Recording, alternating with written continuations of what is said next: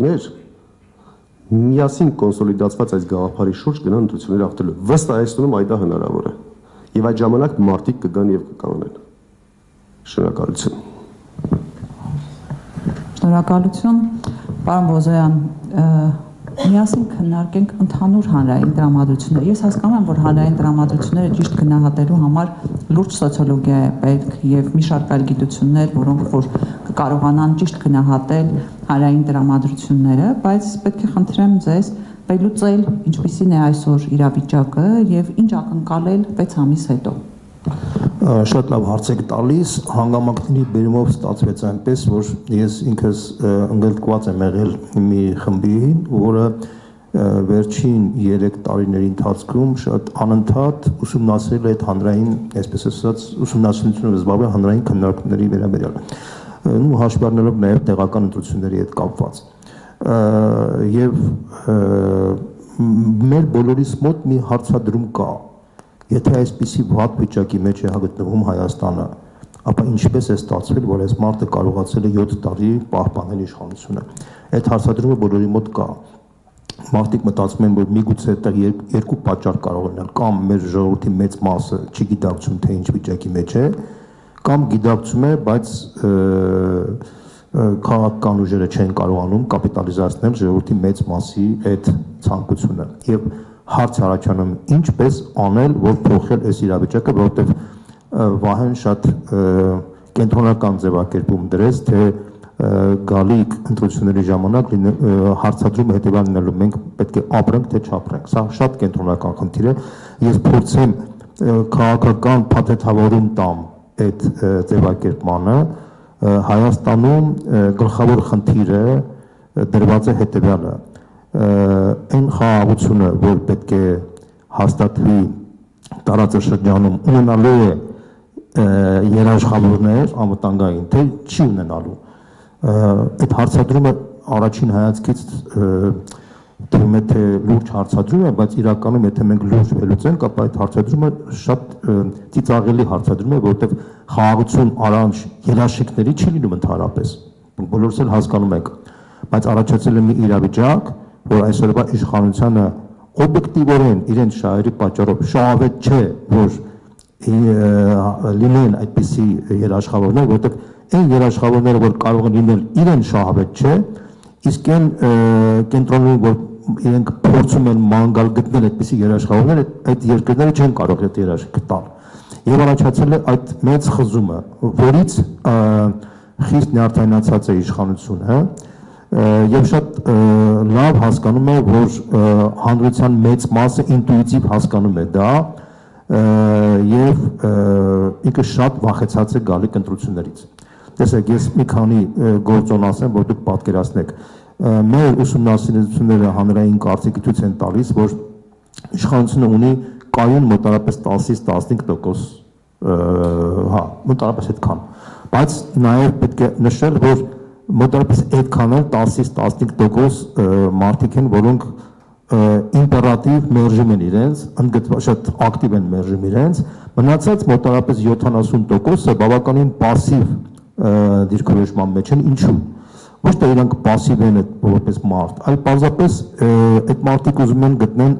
այլընտրանք, իրենց պատկերացումներով այլընտրանք, որը ոչ միայն քննադատի այսօրվա իշխանությունը, ոչ միայն նշի իշխանության բոլոր խոցելի կողմերը, սկսած սոցիալականից վերջերս անվտանգային, այլ կոնկրետ առարկայական ներկայացնի, թե ինչ այլընտրանք կարող է լինել Հայաստանի համար։ Այդ մարդիկ, քանի որ չեն տեսնում այդպիսի այլընտրանք, այդ մարդկանց մոտ առաջանում է пассив, կրավորական, բայց ընդդիմադիր տրամադրվածություն, բայց ոչ ակտիվ գործողություններ, որի արդյունքում ստացվում է այնպես, որ փոքրամասնությունը ներկայացնող իշխանությունը կարողանում է պահպանել իր իշխանությունը, իսկ այն մեծամասնությունը, որը դժգոհ է իրավիճակից, չի կարողանում փոխել իրավիճակը։ Որն է դրա պատճառը։ Ես այդ հարցի պատասխանը երկար մտորությունով արդեն հասկացել եմ։ Պատճառը կայանում է նրանում, որ տեսեք, մեր երկրում 30 տարվա մեջ տնտեսական եւ քաղաքական դաշտում ձևավորեցին, այսպես ասած, փակ ոչ կորպորատիվ մտածողություն։ Տեսեք, եթե մենք տեսնենք մեր տնտեսական դաշտում գերակշիռ մաս են կազմում կամ ՍՊԸ-ները, փակ բաժնետիրական ընկերությունները, կամ բաները ժամանակ պատասխան ընկերությունները, այսինքն բաց բաժնետիրական ցուցակագրված ընկերություններ, որոնք բաժետոմսեր կարող են թողարկել եւ լայն հանրության հետ կարող են աշխատել, գրեթե կարելի ասել շատ չնչին դեր է, շատ քիչ են եւ այդ մտածողությունը տարածվել է նաեւ քաղաքական դաշտում։ Քաղաքական դաշտում մոտ 100 կուսակցություն, բայց այդ 100 կուսակցության հետևում կանացել այդ կուսակցությունները ընդհանրապես չեն աշխատում հասարակության հետ, հասարակության ճնշող մեծամասնությունը չի ճանաչում, իրենցից որևէ սպասում չունի, ավելին կարող եմ ասեմ քաղաքական հիմնական խաղացողները սեփական օրակարգով էլ հանդես չեն գալիս, որպեսզի հասարակությունը այդ օրակարգով խոսի։ Տեսեք, մենք հիմա խոսում ենք իշխանության օրակարգի շուրջ։ Եկեղեցու շուրջ քննարկում են կաթողիկոսը լավն է, վատն է, Փաշինյանը իրանք ունի թե չունի, բան, բայց դա իշխանության օրակարգն է։ Իշխանությունը այդ օրակարգը փաթաթել մեր վզին, մենք էլ քննարկում ենք դա, ընդ որում քննարկման ժամանակ կարող ենք 10 տեսակետներ հայտնել, նույնիսկ ընդդիմադիր խոսույթի մարդիկ կարող են 10 տեսակետներ հայտնել, բայց նույն գնահատականներով, եւ որը խառնաշփոթ առաջացնում մարդկանց մոտ։ Արդյունքում մարդու մոտ սկսում է իսկապես, քանի որ չի հասկանում ընդդիմադիր դաշտի խոսույթի 10 կողմերը, ինքը սկսում է հիմնականում քննարկել արդեն իշխանության կողմից ներկայացված խնդիրը, թե կաթողիկոսը լավն է թե վատն է, հասկանում եք, չէ՞։ Արդյունքում հասարակությունը սկսում է հիմնականում աշխատել, մտածել իշխանության կողմից առաջարկված օրակարգով, որի արդյունքում իշխանությունը միշտ հաջողված է դուրս գալու։ Դա քաղաքագիտական օրենք է։ Մինչդեռ ես ասեմ ձեզ,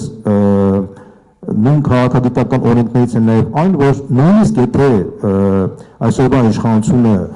այսպիսի խայտառակ արդյունքներ չտար, միևնույն է հասարակության մեջ առաջանում է հոգնածություն։ Այսինքն մոտավորապես 7-10 տարիների ընթացքում ամեն 7-10 տարին մեր տիպի երկրներում առաջանում է հոգնածություն եւ պահանջ է գալիս իշխանության փոփոխության։ Դա եղել է եւ Վրաստանում, եւ Հայաստանում, եւ Ուկրաինայում այն երկրներում, որտեղ կան այսպես ասած մեղմ բռնատիրական ռեժիմներ, պայմանական սերձևակերպում, խոսքը չի աբերում կոշտ բռնատիրական ռեժիմներին։ Դա նույնն է նաև դեմոկրատական երկրներում, եվրոպական երկրներում, ասենք 10 տարուց ավել դժվար կտեսնեք մարդուն, որ կարող էր կառավարել, ասենք բացառություններ կան, իհարկե, օրինակ ասենք Մերկելի օրինակը կարող ենք բերել, բայց դրանք բացառություն են։ Պարզապես 5-10 տարիների ընթացքում միշտ փոխվում է, այդ հանրությունը հոգնում է, նույնիսկ եթե ինքը լավ հաջողված ղեկավար է դառնում։ Հայաստանի պարագայում իմպերատիվ պահանջ կա հասարակության մեջ, որ այս իշխանությունը պետք է հեռանա։ 40% մարդկանց պահանջում է, որ այս իշխանությունը հեռանա հենց այսօր։ Մոտավորապես 60-65% ցանկանում է, որ այս իշխանությունը հեռանա, բայց այլ խնդիրը, որ այդ մարդիկ դեռ չեն տեսնում այդ այլընտրանքը։ Ինչ եմ ես տեսնում, ասենք տեսակետ հայտնվեց, որ իսկապես պետք է լինի մեծ կոնսոլիդացիա, բայց ես մի բան կարող եմ ասեմ, այդ տեսակետը ճիշտ տեսակետ է, բայց այդ կոչը միշտ էլ կոչ է մնում եւ այդ մեծաշար այդ կոչը ցավոք սրտի հաստատ չի ստանում, որովհետեւ մեր քաղաքական դաշտը այդ կուլտուրան չունի, այդ մտածողության։ Ես կարծում եմ, որ այս պարագաներում կոնկրետ մարդիկ, դա լինեն քաղաքագետներ, փորձագետներ, թե հայտնի քաղաքական գործիչներ, պետք է կարողանան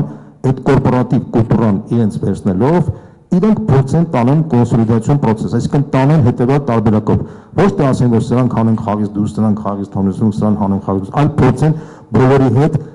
համադրել իրենց շահերը։ Սա քաղաքագիտական աքսիոմ է։ Իհարկե բոլորս ուզում ենք, որ Հայաստանը փրկվի,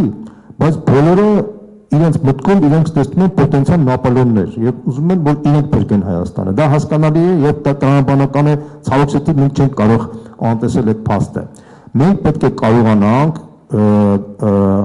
համբերատար երկխոսության ճանապարհով փորձենք կարողանալ քաղաքական դաշտում կոնսոլիդացնել, համադրելով բոլորի շահերը, հասկացնելով ամենի կշիռն ու այսպես ասած հնարավորությունը եւ ձևավորել մեծ միավոր, ինչպես որ դա եղավ Վրաստանում 2011-ից 12 թվականները, երբ որ Իվանիշվիլին կարողացավ հավաքել իր շուրջ քաղաքական դաշտի մոտ 90%-ը։ Ես տեսնում եմ այդպիսի հնարավորություն, միգուցե 90% չլինի, բայց լինի ասենք 50-60% կամ 70%, Ես կարող եմ ասեմ, որ դա շատ իրատեսական է եւ եթե դա կյանքի կոչվի, ապա դուք ուղղակի կզամանաք, թե ինչ աստիճանի ողջունություն կառաջանա մեր հասարակության մեջ, դուք ուղղակի կտեսնեք եւ կշշմեք, թե ինչպիսի փոփոխություն կլինի նաեւ այն пассив զանգվածի մոտ, որոնք սպասում ունեն եւ իրենք էլ միանգամից կողքերեն, որտեղ այդ պահանջը կա իմպերատիվ, ես դա տեսել եմ մարդկանց հետ շփվելուց, նույնիսկ բաներ կան, մարզեր կան, որտեղ երբ որ իշխանությանը կողմնակիցի մարդը որ խոսում է, բոլոր մնացածները ծաղրում են իրեն, այսինքն այդ 10-15%-ը այնքան մարգինալ է դարձել, որտեղ մարդիկ ինտուիտիվ տեսնում են, որ անվտանգության խնդիր ակնառու կա, մարդիկ տեսնում են, որ այս իշխանությունը հանձնեց Արցախը եւ ըստ էության Հայաստանի անվտանգության խնդրի առաջ կանգնած է, մարդիկ տեսնում են, որ այն սոցիալական ճճացող անարդարությունները, որ կան հիմա, շատ ավելի ցուցիչ են, քան նախկինում։ Օրինակ ես մի օրինակ բերեմ, որ դուք պատկերացնեք։ Երբևիցե եղել է, որ Հայաստանի բանկային համակարգը համախառն տավա մեջ $100 միլիոն ավել եկամուտ ուներ։ Այսպիսի բան մինչև 2018 թվականը չի եղել։ Այսօր գիտեք ինչքան է կազմում բանը $1 միլիարդից ավել։ $1 միլիարդ ավել բանկային համակարգի մարկու եկամուտն է կազմում։ Հարց. 10 անգամ մեծացել է 2020 թվականից այսքոմ։ Ուրեմն 2018 թվականից հետո Հայաստանի ՀՆԱ-ն մեծացել է մոտավորապես 2.5 անգամ, մոտ այս կազմում է $31 միլիարդ։ Հարց եմ տալիս, մարդկանց կենսամակարդակը գոնե 2.5 անգամ բարձրացել է միջինը, իհարկե ոչ։ Հատկապես բանկային համակարգի, շահումով խաղերի ոլորտի, ուղղակի թռիչքային մակարդակի զարգացում կա, մինչդեռ ռեալ տնտեսությունը, ռեալ այն արտադրանք տվող բաները, իրանք մեծ հաշվով լուրջ ունեն գյուղատնտեսությունը փաստացի զրոյական վիճակի մեջ է կամ շատ չիչին թույլ աճի տեմպերը ցույց տալիս, որը շատ կարևոր գործոն է մեր այսինքն կարևոր սեկտորը մեր էկոնոմիկայի մեջ։ Այսինքն մարդիկ տեսնում են, ես օրինակ ասեմ, պաշտոնական տվյալներով Հայաստանի միջին աշխատավարձը կազմում է մոտավորապես $850, հա, sense ձևակերպենք, ես մոտավորապես, հա, մոտավորապես այդ է, չէ։ Ես իրականությունն եմ ասում, գնացեք ցանկացած հարցում արեք Երևան քաղաքից 20 կիլոմետր հեռավորությամբ բոլոր ռեգիոնալ քաղաքներում, դուք տեսնեք, թե մարդը եթե 150,000 դրամ ստանա, դա կլինի երջանիկ մարդ։ Միջին աշխատանք, մասսայական մարդիկ ստանում են 100-ից 150,000 դրամ եւ 150,000 դրամը իրենց համար իրանք են ասում, եթե մեր աշխատավարձը լինի 150,000 դրամ, ես երջանիկ կնեմ, իմ ընտանիքը կարող է։ Դուք գիտեք, ես մատ ուրիշ թիվեր ասեմ, որ մեր ժողովրդի բնակչության մոտավորապես 10%-ը 2018 թվականից վաճառել է իրենց տները, սեփական տները եւ ապրում են վարձով, որտեղ առողջապահական համակարգի լուրջ խնդիրներ ունեն, այսինքն առողջության խնդիր ունեն եւ պետք է ապահովեն։ Դուք չունեք այդ տվյալների մասին մեր քաղաքական դաշտը չի տիրապետում, որտեղ չի շփվել հասարակության հետ, ժողովուրդն նեղացած է այդ քաղաքական դաշտից։ Ես մի օրինակ բերեմ, որ դուք պատկերացնեք։ Դուք գիտեք, որ հիմա խոսում են պետական ապահովագրական համակարգի ներդրման մասին գալիք տարվանից, չէ՞։ Հա, հիմա տեսեք, ես մի օրինակ ասեմ, որ դուք պատկերացնեք։ Դուք գիտեք Վրաստանում ինչ համակարգ է գործում։ Ես մի հատ օրինակ բերեմ, որ դուք պատկերացնեք։ Վրաստանում 2015 թվականից, այսինքն Իվանիշվիլի իշխանության գալուց 2012 թվականից, տանը 3 տարի անց, այնտեղ գործեց պետական ապահովագրական համակարգ, ընդ որում բիզնեսի վրա զրո մակարդակի հարկային ավելացում եւ հասարակ մարդկանց աշխատանքներից զրո պաուզ բերնելուց։ Հիմա ես օրինակ բերեմ, պատկերացրեք, այսօրվա դրությամբ արդեն Վրաստանի քաղաքացին ստանում է ծնված օրվանից, այսինքն 1 տարեկանից մինչև, չգիտեմ, 80-90 տարեկան ապրող մարդը ստանում է տարեկան $9,000 այսպես ասած գումար, նստում է իր հաշվին, ինքը չի կարող այդ հաշիվը ծախսել ցանկության դեպքում, բայց եթե ինքը գնում է բժիշկի եւ բժշկական խնդիրները կանում, ինքը ավտոմատ այդ հաշվից գործում է։ Ուրեմն քաղաքացուն, եթե ընտանիքը բաղկացած է 4 հոգուց, այդ նշանակում է $9,200, պետք է բազմապատկեն 4-ի եւ ամեն տարի մարդը ոնց որ մեր մոտ ասենք այդ բանը ապա որ կա, չէ, ամեն տարի այդ $9,000 ավտոմատ նորից կայանում։ Այսինքն դու ունես, եթե դու ծախսել ես ասենք $9,200-ից $8,000, $1,200 մնացել է, դա զրանում է մյուս տարի նորից $9,200 ամեն տարի ինքը ավելի, այսինքն ամեն տարի դու ունես այդ երաշխիքը։ Ավելին կարող եմ ասեմ, այն Վրաստանի քաղաքացին, ով Վրաստանից դուրս է գալիս նույնիսկ Ռուսաստան կամ Հայաստան կամ չգիտեմ այլ երկիր Ադրբեջան եւ ինքը ընտեղ է այդ ծառայությունը ստանում, այդ ծառայության գումարի 40%-ը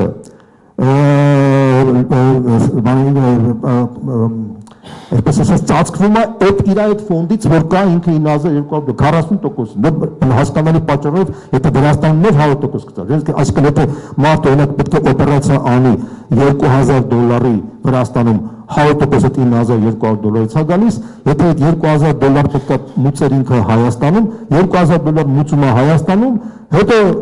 գնում է Վրաստան, Վրաստան իրան $800 դրան կոմպենսացիա,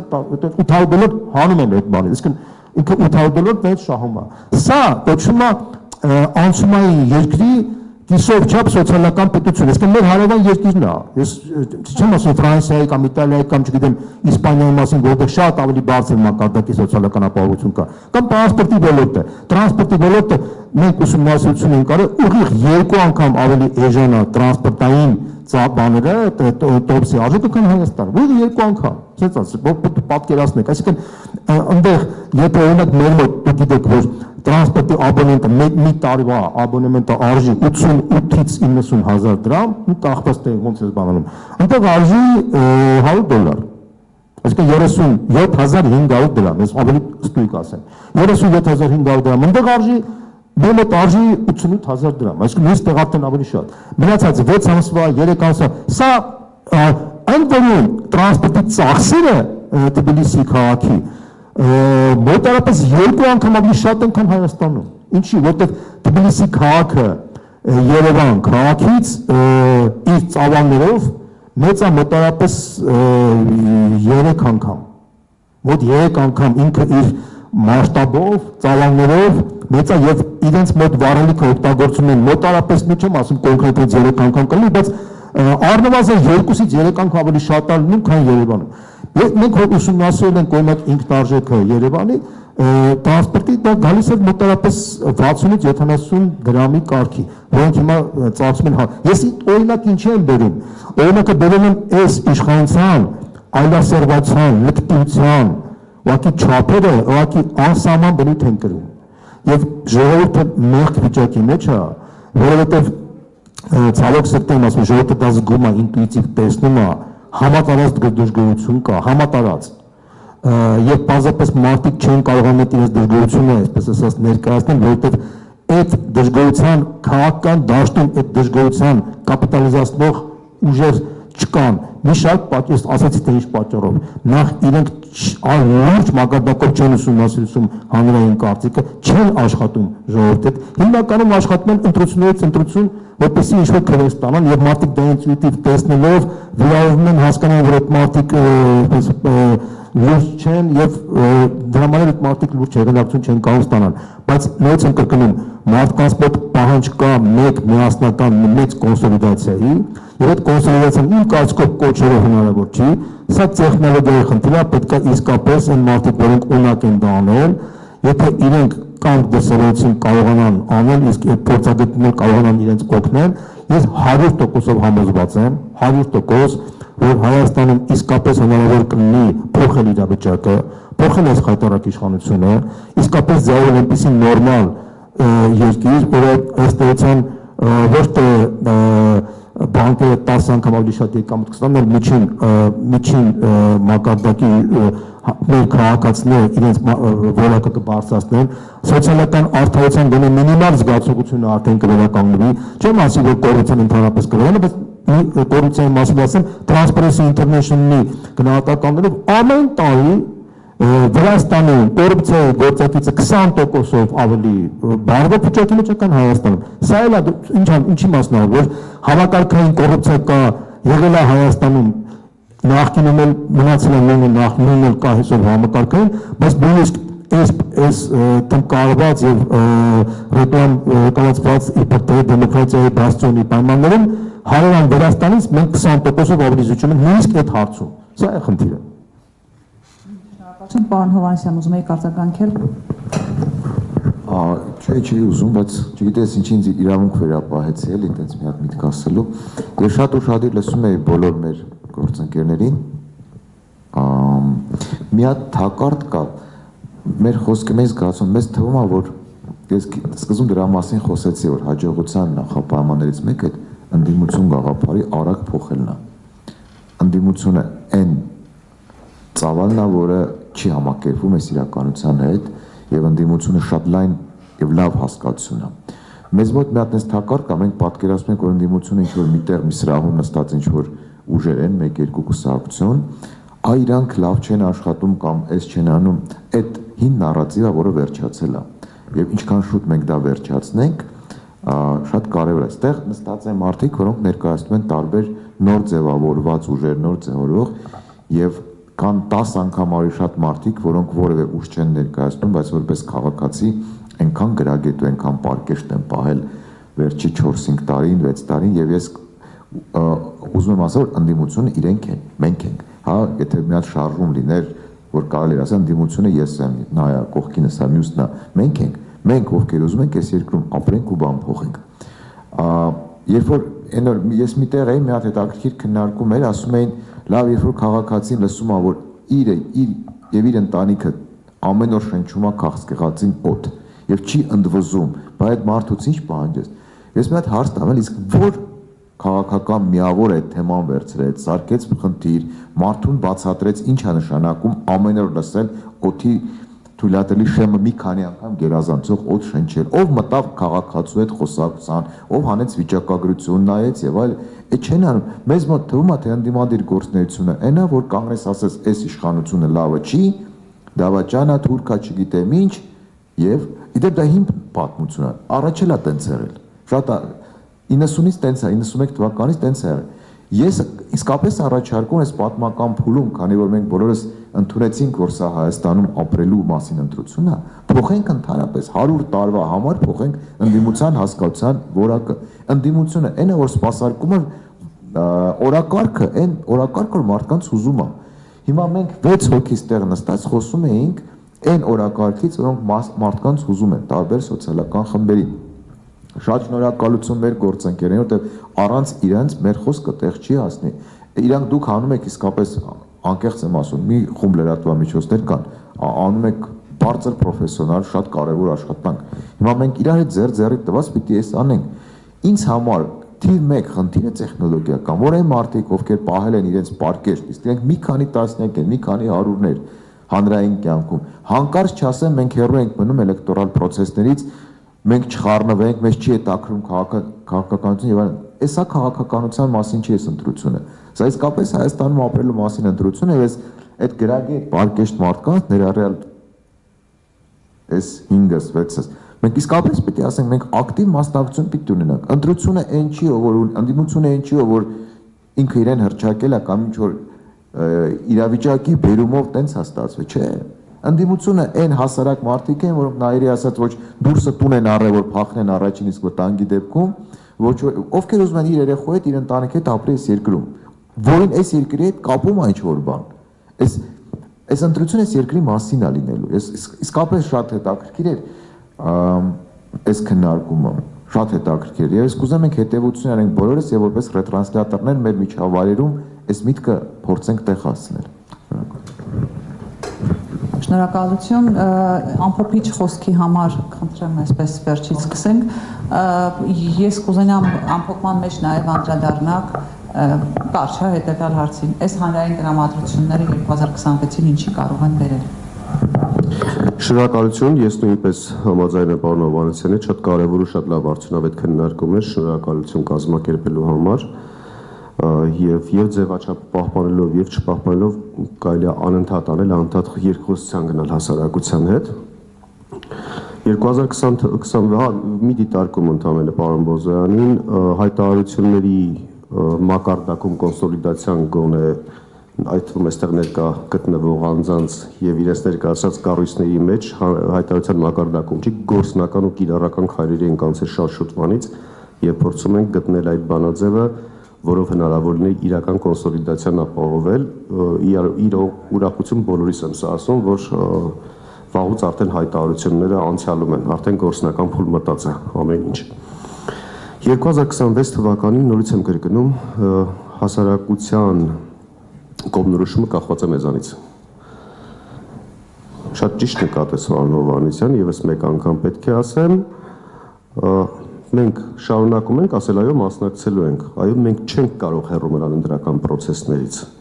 եւ նախապես հրճակած մեր գաղափարների եւ սկզբունքների շրջանակներով, եթե մենք մնում ենք ու մասնակցում ենք այդ ձևաչափով, ես վստահ եմ, որ բառը Նիկոլ Փաշինյանը գողացել է օգտագործում, ես վստահ եմ, որ ժողովուրդը իսկապես հաղթելու է։ Ինքն էլ նպատակային այդպիսի մանիպուլյացիվ է անում հայտարարությունը, որովհետև գիտակցում է իրական ընդդիմության պոտենցիալը հսկայական եւ գիտակցում է, որ ճշգրիտ մանրուքները հաշվի առած աշխատանքի պարագայում ինքը այլևս չի կարող լինել իշխանության, դրա համար ասում է ժողովուրդը հաղթելու, այսինքն ինքը նույնպես մեր բառապաշարը եւ մեր օրակարգն է արտասանում։ Եվ 2026 թվականին ես հավատացած եմ, որ հայ ժողովուրդը հաղթելու է։ Շնորհակալություն, ես ուզում եմ կիսել գործընկերոջս լավատեսական տրամադրությունը։ Շնորհակալություն եմ ես եւս հայտնում եւ լրատվամիջոցների հարգելի ներկայացուցիչներին եւ ձեզ Տիկին Վարդանյանես լավ արդյունավետ կարևոր քննարկումը կազմակերպելու համար եւ գործընկերներից կարևոր դիտարկումներ անելու համար եւ հատկապես պարոն Հովհաննիսյանին, որը որ միտք է նաեւ գեներացնում շարունակ եւ շատ հետաքրքիր է նրան ընթերցելը, նրան լսելը եւ բնականաբար կիսում եմ բոլոր մտքերը անխտիր կիսում եմ եւ այո ելքը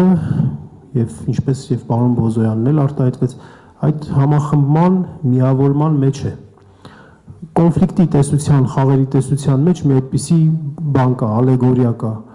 երբ որ 5 սոված մարդ կշտանալու համար, որպեսզի 5-ն էլ կշտանան, պետք է եղնիկ որսան։ Բայց միայն 5-ով կարող են եղնիկին որսալ։ Ու երբ որ նապաստակը կողքով անցնում է եւ նրանցից մեկը շեղվում է նապաստակի վրա, ուզում է բռնել նապաստակին, որովհետև նապաստակը նրան կկշտացնի, այն մնացածը արդեն չեն կարողանում, այսինքն որսալ այդ եղնիկը։ Հետևապես այստեղ պետք է այո ամբիցիաները, նեղ բաները մի կողմ դնել եւ գնալ ընդհանուր նպատակի հետևից եւ կարծում եմ, որ սա տեղ կհասնի եւ մենք իսկապես առաջինը կլինենք, մեզնից յուրաքանչյուրը առաջինը թող լինի այդ հետ կանգնելու, իր ամբիցիաները մի կողմ դնելու գործում։ Եվ մենք այո, լիարժեք, երջանիկ կարող ենք ապրել միայն մեր հայրենիքում։